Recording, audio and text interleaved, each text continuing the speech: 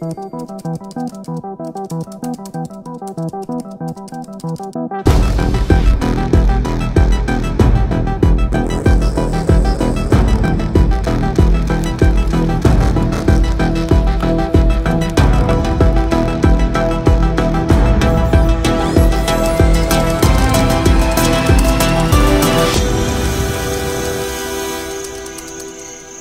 días a tous amigos, je suis le capitaine Groschard.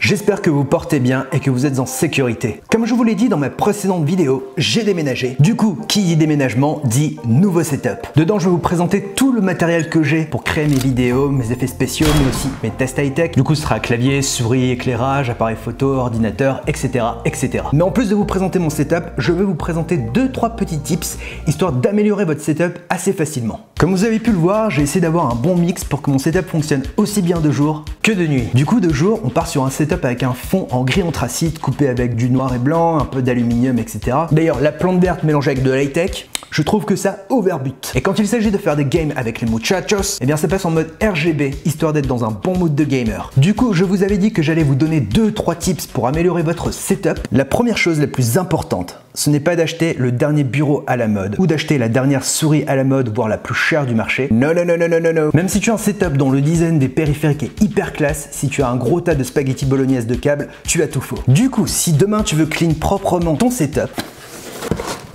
c'est la box de Cable Management imaginée par Romain Laneri et la boutique Inotech. Et pour vous donner justement du concret, personnellement j'ai utilisé cette box pour cleaner mon setup. J'ai aéré mon bureau environ tout le superflu. Du coup, j'ai gardé juste mon clavier, souris, enceinte, chargeur et Stream Deck que je vous présenterai bien sûr dans la vidéo. J'ai ensuite choisi une position bien spécifique pour chacun de mes périphériques en définissant des marges et je les ai alignés de manière à ce que ce soit hyper calibré. Ensuite, j'ai posé du double face sous mon contrôleur de volume, mon chargeur sans fil et mes dongles USB pour contrôler mon clavier et ma souris. Et pour gérer tout le tas de nouilles que vous avez sous votre bureau, l'une des techniques les plus efficaces, c'est de prendre votre multiprise et de la fixer sous le bureau avec du double face. Ensuite, vous tirez les câbles de votre écran, de votre enceinte, etc. pour les brancher sur votre multiprise. Tous les câbles du PC, pareil, vous les mettez sur la multiprise. Et du coup, vous aurez des câbles qui pendent encore, mais par contre, vous pouvez cette fois-ci utiliser les organisateurs pour les fixer contre le bureau. Et au final, vous aurez un seul et unique câble qui sortira de votre bureau. Ce sera le câble de la multiprise pour le brancher sur votre prise murale. Alors personnellement, j'ai fait presque la même chose. En fait, comme j'ai un bureau électrique Beckham de chez Ikea, je n'avais pas besoin de fixer ma multiprise sous le bureau avec du double face. En fait, j'ai un filet qui était intégré directement avec mon bureau.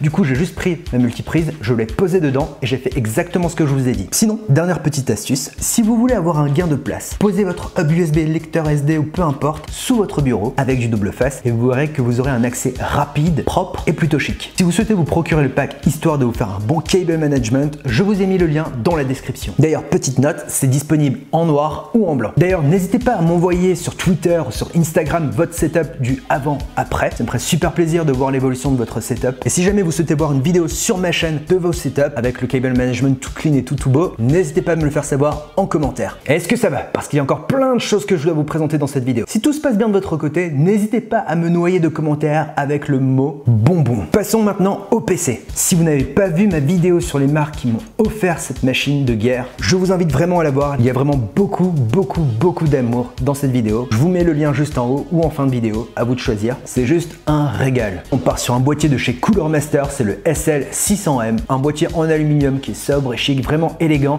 et qui a largement de la place pour accueillir des grosses configurations bien lourdes. D'ailleurs, dedans, j'ai une GeForce RTX 2080 Ti de la marque Accelerate. C'est vraiment un pur bonheur de l'utiliser pour faire du montage vidéo, pour faire des effets spéciaux, mais aussi pour jouer avec tous mes jeux, avec toutes les options graphiques à fond. Il n'y a vraiment aucun problème. Et en plus, visuellement, la carte est plutôt stylée. Il y a 64 Go de RAM, un i7 8700K. Il y a aussi un NVMe de chez PNY de 1 Teraoctet qui me permet de booter mon PC genre en moins de 10 secondes. Oui, je dis bien moins de 10 secondes, c'est juste hallucinant. Bref, ils m'ont régalé. Je vous conseille vraiment de voir cette vidéo. Passons maintenant au périphérique. Alors là, mesdames et messieurs, Logitech m'embourgeoise. Ils m'ont fourni le meilleur clavier mécanique RGB sans fil, le G915. Quand on le déballe pour la première fois, le clavier a vraiment un look hyper intéressant parce qu'il fait à la fois gaming et à la fois hyper professionnel. C'est genre minimalement bling bling. Et en plus dedans, t'as des touches macro. Alors ça, clairement, les touches macro, ça m'a changé la vie. Genre les touches macro, si demain t'as envie de faire par exemple te lancer un buff dans un jeu vidéo et puis de lancer tout de suite après une attaque, et ben en une touche tu peux faire ça. Pareil, si tu fais du montage vidéo, de la photographie ou peu importe, tu peux programmer tes touches spécifiques avec les touches macro, histoire histoire d'avoir une meilleure productivité. Et comme tout clavier gamer qui se respecte, tu peux activer le rétroéclairage avec le mode vague, le mode rainbow, peu importe, lumière unie, ce que tu veux. Tu peux même attribuer grâce à l'application des éclairages spécifiques pour ton jeu vidéo ou alors pour ton application favorite. Et cerise sur le gâteau, tu peux même switcher entre ton PC et ton iPad. Bien entendu, si tu as un smartphone ou une tablette Android ou peu importe, un truc qui a du Bluetooth, tu peux utiliser ce clavier sans problème pour écrire. Côté switch mécanique, moi je suis parti sur les GL tactiles pour le G915. C'est du bonheur, c'est net, c'est précis et parfait pour les FPS. D'ailleurs, petit moment d'ASMR.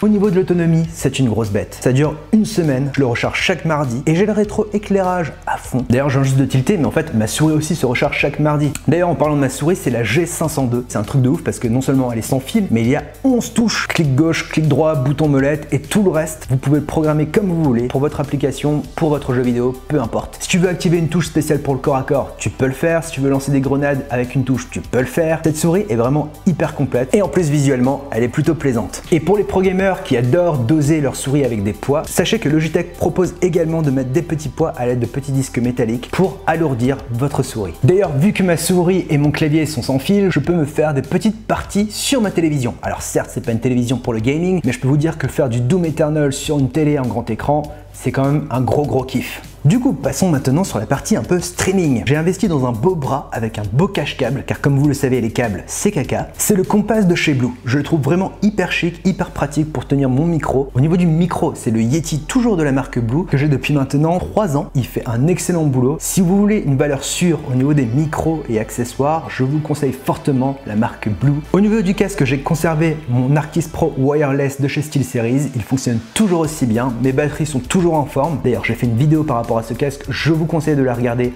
en fin de vidéo. Pour piloter mes streams, maintenant j'utilise enfin mon Stream Deck parce que maintenant j'ai la fibre optique et ça fait super plaisir. Alors au niveau de l'écran, j'ai toujours le même. C'est l'investissement d'ailleurs le plus rentable que j'ai eu parce qu'il me fait gagner un temps fou quand je fais de la production. C'est le 38 UC99. Ça fait 3 ans que je l'ai et il est toujours aussi ouf. Franchement, si vous voulez un bon écran ultra wide, je vous le conseille fortement. Quand vous jouez, c'est une immersion garantie et quand il s'agit de travailler, c'est le bonheur parce qu'il y a tellement de place au niveau de la largeur que ça suffit largement. Pour le pied de l'écran, comme vous avez pu le remarquer, je l'ai remplacé par le Arctic Z1. Ça m'a coûté 20 balles, ça supporte jusqu'à 15 kg et tu as l'impression en fait que ton écran il flotte avec l'éclairage RGB juste derrière le bureau. Pour l'assise, j'ai choisi les chaises c'est un siège de bureau Ikea hyper confortable. Tu peux régler pas mal de choses comme la profondeur, l'inclinaison, la hauteur, le support de tête, le soutien lombaire, etc.